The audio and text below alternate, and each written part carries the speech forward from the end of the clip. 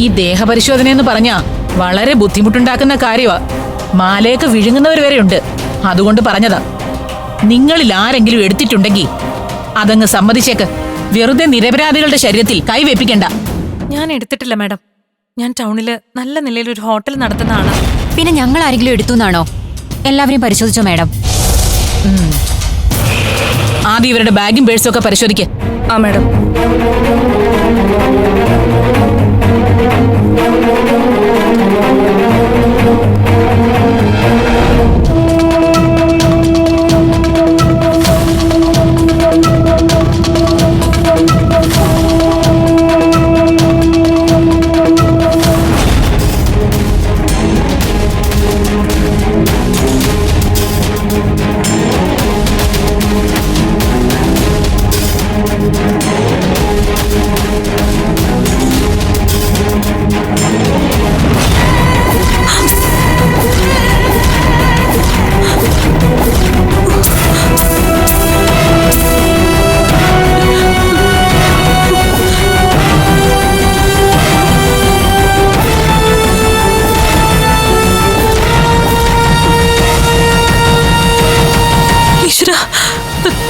ഇതെങ്ങനെ എന്റെ ബാഗിൽ വന്നു?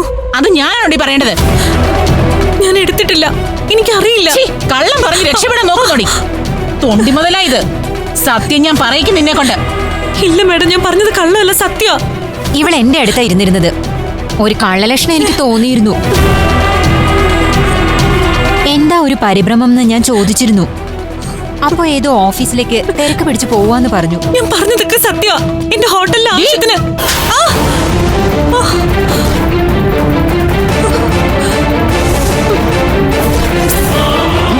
നിന്റെ ഒരു ഹോട്ടല് ഒക്കെ അടച്ചുപൂട്ടി അഴിയണ്ണി കിടക്കാൻ നിനക്ക്.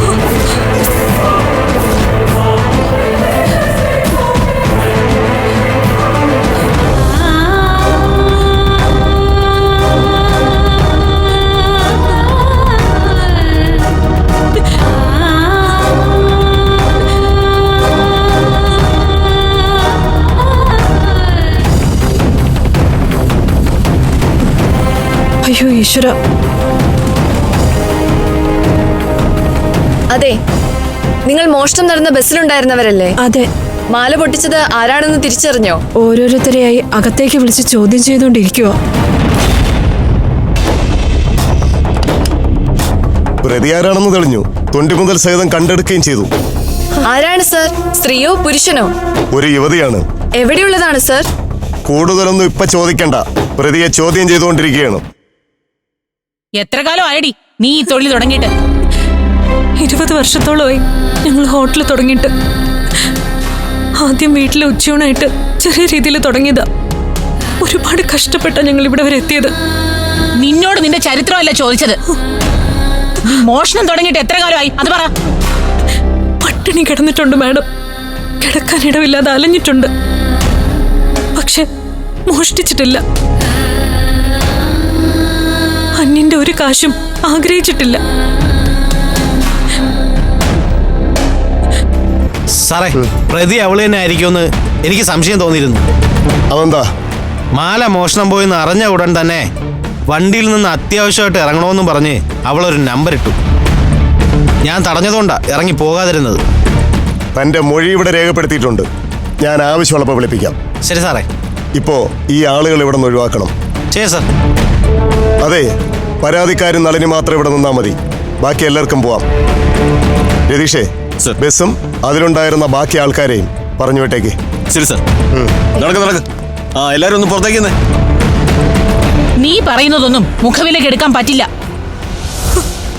എല്ലാ മോഷ്ടാക്കളും ഇങ്ങനെ ഓരോ കള്ളങ്ങൾ പറയുന്നത് പതിവാ. എന്തായാലും കേസ് രജിസ്റ്റർ ചെയ്തു. ഞാനല്ല മാഡം, ഞാനത് ചെയ്യില്ല. ഒന്നും പറഞ്ഞിട്ട് കാര്യമില്ല. അറസ്റ്റ് രേഖപ്പെടുത്തും. നീ നിന്റെ ഭാഗം കോടതിയിൽ പറഞ്ഞാ മതി.